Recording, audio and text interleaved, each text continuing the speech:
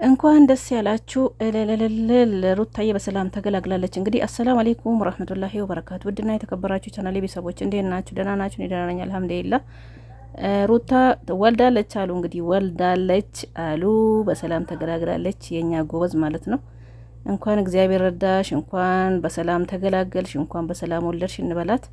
በጣም ደስ የሚል ነው። ደስ የሚል ቀን ነው። ደስ የሚል ቀን ነው። እንግዲህ ለሩታ ስትጨነቁ የነበራችሁት የሩታ ወዳጅ የሆናችሁ በቲክቶክ መንደር በዩቱብ መንደር እንኳን ደስ ያላችሁ ሁላችሁንም ከአብርሽ ጭምር። አብርሽም ምንም ቢሆን ባለቤቷ ነው፣ ይጨነቃል። ያሁ ድራማ ነው እየሰሩ ያሉት እንጂ ጥላቻ የላቸውም፣ አልተለያዩም።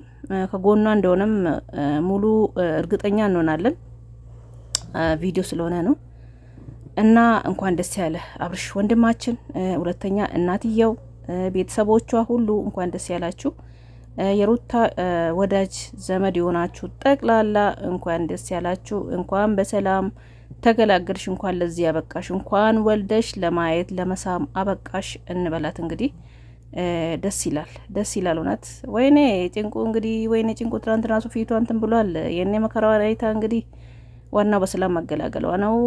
እንግዲህ ቪዲዮ ስትለቅ እንግዲህ ስታወራ እንሰማለን ገና ጉዱን። ወይኔ መውለድ፣ ወይኔ መውለድ በተለይ መጀመሪያ በጣም ከባድ ነው። እንኳን ለማንኛውም ነፍሷ ተረፈ፣ እንኳን ልጇ ከውስጧ ወጣ። ዋናው ይሄ ነው።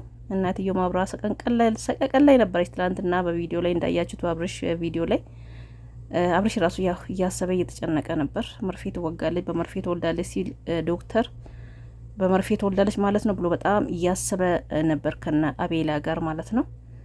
እንግዲህ አብርሽ ወንድማችን እንኳን ሚስትክ በሰላም ተገላገለችልክ፣ እንኳን ደስ ያለክ፣ እንኳን ከሀሳብ ከጭንቀት ወጣክ። ካሁን በኋላ የልጅ ዳይፐር ነው የሚያሳስባችሁ።